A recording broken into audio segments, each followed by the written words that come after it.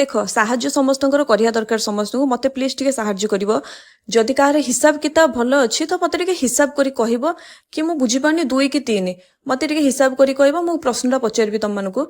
ମୋ ପୁଅକୁ ଲାଗୁଛି ସେ ବହୁତ ବଡ ହେଇଗଲାଣି ନିଜେ ନିଜେ ହାତରେ ବ୍ରଶ କରିବାରେ ଲାଗି ପଡିଛି ସବୁ କାମ ସେ ନିଜେ ନିଜେ ବି କରୁଛି ମୁଁ ସକାଳୁ ତା ପାଇଁ ଓଟ୍ସଟା ବତୁରେଇଲି ମୁଁ ଓଟ୍ସ ବତୁରେଇବାକୁ ଗଲା ବେଳକୁ ସେତେ ପଡି ସେ ଯାଇକି ସର ଖାଇସାରିଲାଣି ମୁଁ ସର ଟିକେ ଷ୍ଟୋର କରିକି ରଖି ଘିଅ କରିବା ପାଇଁ ତାକୁ ସେ ଖାଇସାରିଲାଣି ମୁଁ ଯେମିତି ସେମିତି ତା ହାତରୁ ସର ନେଇକି ରଖିକି ପୁଣି ଓଟ୍ସଟାକୁ ବତୁରେଇଲି ଓଟ୍ସଟାକୁ ବତୁରେଇକି ରଖିଲା ବେଳକୁ ମୋ ପୁଅ ଆସିକି ଓଟ୍ସକୁ ଭିଡ଼ିକି ନେଇକି ପଳେଇଲାଣି ଗୋଟେ ସେକେଣ୍ଡ ଏ ଛୁଆ ମତେ ବସେଇ ଦଉନି ଗୋଟେ ସେକେଣ୍ଡ ମତେ ରେଷ୍ଟ ନାହିଁ ମାନେ ମୁଁ ଏମିତି କାମ କରୁଛି କାମ କରି କରି ମୋ ଅଣ୍ଟା ପିଠି ଭାଙ୍ଗିଗଲାଣି ୟା କାମ ଯେତିକି ନୁହଁ ଘର କାମ ଯେତିକି ନୁହଁ ଇଏ ଯେତିକି କାମ ବଢଉଛି ସେତକ ଅଧିକା ଆଜି ଯେହେତୁ ରିଉର ସ୍ପେଶିଆଲ ଡେ ତା ପାଇଁ ମୁଁ ଭଲ ଭଲ ଖାଇବା ବନେଇଲି ତଥାପି ରିଉର କାନ୍ଦ ବୋବାଳି କହୁଛି ଠାକୁରଙ୍କ ଉପରକୁ ମୁଁ ଫୁଲ ଫୋପାଡ଼ିବି ସେ ଏତେ ବଡ ହେଇଗଲାଣି ଯେ ତା ମନ ଇଚ୍ଛା ସେ କାମ କରିବ ଖାଇଲା ପିଇଲା ଯାହା ତ କଲା କାକୁଡ଼ିଟାକୁ କଡ଼କଡ଼ କରିକି ଖାଇ ପକେଇଲା ଖାଇଲୁ ତୁ ଯାହା ଗଲୁ ମୁଁ କହିଲି ଟିକେ ପାଠ ପଢିବାକୁ ବସ କାହିଁକି ନା ଯେତିକି ସମୟ ସେ ପାଠ ପଢିବାକୁ ବସିବ ସେତିକି ସମୟ ସେ ଚୁପ୍ ପାଠ ପଢା ତାର ସରିବ ମାନେ ପୁଣି ଘରକୁ ଉଠେଇକି ପକେଇବ ତ ଘର ଯାକ ତା ଖେଳନାରେ ଗଦା ଆଉ କଣ ମୁଁ କରିବି ଖରାବେଳେ ମୁଁ ଭାବିଲି ମୋ ରିଉର ପସନ୍ଦର ସବୁ ଖାଇବା କରିବି ଯାହା ବି ମୁଁ କରିଛି ସବୁ ରିଉର ପସନ୍ଦର ଖାଇବା କାହିଁକି ନା ଆଜି ହଉଛି ତାର ସ୍ପେଶିଆଲ ଡେ ଆଜି ରିଉର ଯେହେତୁ ବର୍ଥଡେ ଏଟା ହଉଛି ତାର ସେକେଣ୍ଡ ବର୍ଥଡେ ପୁଣି ସନ୍ଧ୍ୟାବେଳେ ମୁଁ ଗୋଟେ କେସ୍ କରିଦେଇଛି କଣ ଜାଣିଛ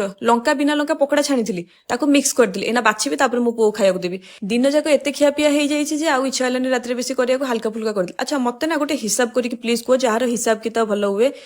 ଏ ଯୁଗାଡୁ କରିକି ମୁଁ କ୍ରିମ ବନେଇଛି ଯେମିତି ସେମିତି କରିକି କେହି ତାକୁ ପ୍ଲିଜ କମେଣ୍ଟ କରିବନି ମତେ କ୍ରିମ ଫ୍ରିମ ବନେଇ ଆସିନି ମୋ ପୁଅର ଏଇଟା ସେକେଣ୍ଡ ବର୍ଥଡେ ତ ମୋ ପୁଅକୁ ମୁଁ 2 ବର୍ଷ କହିବି ନା 3 ବର୍ଷିଆ ଛୁଆ କହିବି କିଏ କହୁଛି ତାର 2 ବର୍ଷ ପୁରିକି 3 ଚାଲିଲା କିଏ କହୁଛି ସେ 2 ବର୍ଷ ହେଇଗଲା କଣ ମୋ ଛୁଆକୁ କେତେ ବର୍ଷ ହେବେ ଯାହାର ହିସାବ କିତାବ ଭଲ ହୁଏ ସେ ପ୍ଲିଜ ମତେ ଟିକେ କମେଣ୍ଟ ବକ୍ସରେ ଜଣେଇବ ଗୁଡ ନାଇଟ୍ ଗୁଡ ନାଇଟ୍ କହିଲୁ ଶୋଉନୁ